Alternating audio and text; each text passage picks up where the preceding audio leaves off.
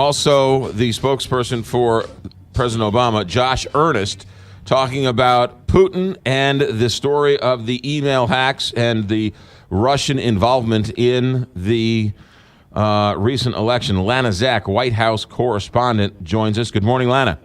Good morning, McGraw. You know, it might have sounded a little mild-mannered, Josh Earnest, in his dulcet tones, but those were fighting words. That was him really throwing down the gauntlet, saying that that Russia, and particularly they believe President Vladimir Putin, had been actively involved in trying to change or influence the outcome of the presidential election in the United States, which is pretty serious business.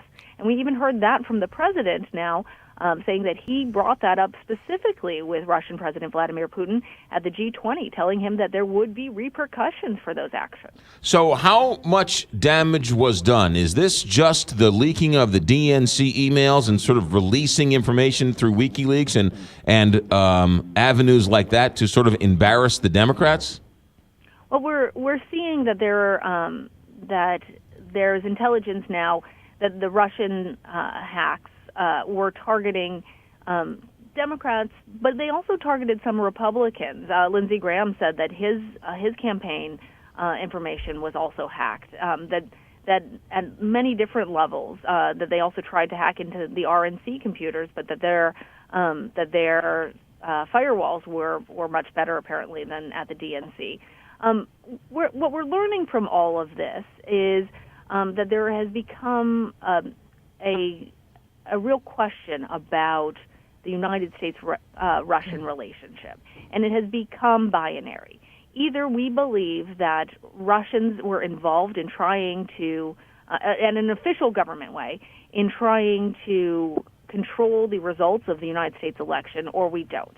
And if we do, what should be the repercussions of that? And on that level, the president and the president-elect are fundamentally in disagreement, and we're starting to see some very public sparring about that. We're also seeing the Republican Party go through some type of argument, whether they like Putin, want to soften to Putin, or want to take a hard line. You have some Republicans who are sort of not really, or sort of casting aside this allegation, and then you have senators like Ben Sasse from Nebraska, who had his issues with Donald Trump, very much a Tea Partier, very much anti-Trump, saying that we need to understand that Putin is a murderous thug and stop pretending otherwise. Well, I think you're right about that, McGraw. I've been talking to Republican legislators who feel fundamentally like they are the party of Ronald Reagan. They are not a show your belly to Russia type of organization, and so for them, wrapping their mind around the fact that the new president is going to be very friendly with Putin, that's something that they are internally struggling with, because it doesn't align with how they feel the United States should present its strength in terms of the rest of the world, and that they feel like they have some real problems with Russia's president and some of the things that he's doing. I mean, we've been fighting over Syria, over Ukraine, Crimea. All of these battles have been taking place at some level as a fundamental question between the United States and Russia, and a battle between our two nations, even as they're taking place in these other countries. No question, a proxy war. President Obama says that he's going to retaliate. What does that mean exactly? Well, certainly the easy answer are more economic sanctions. The less easy answer is potentially other cyber attacks perpetrated on the part of U.S. actors. But on that they wouldn't say anything more than that. And part of the reason why is something that we also heard from Donald Trump out on the campaign trail.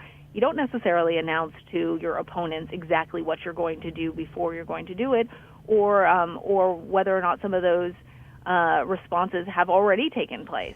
It may be the case that U.S. Cyber armies have already infiltrated the Russians, and we won't know any of that until history books are written, I think. Lana Zak, ABC News correspondent, live from the White House. Lana, thanks for checking in. Great to talk to you. 6:57, Big 550.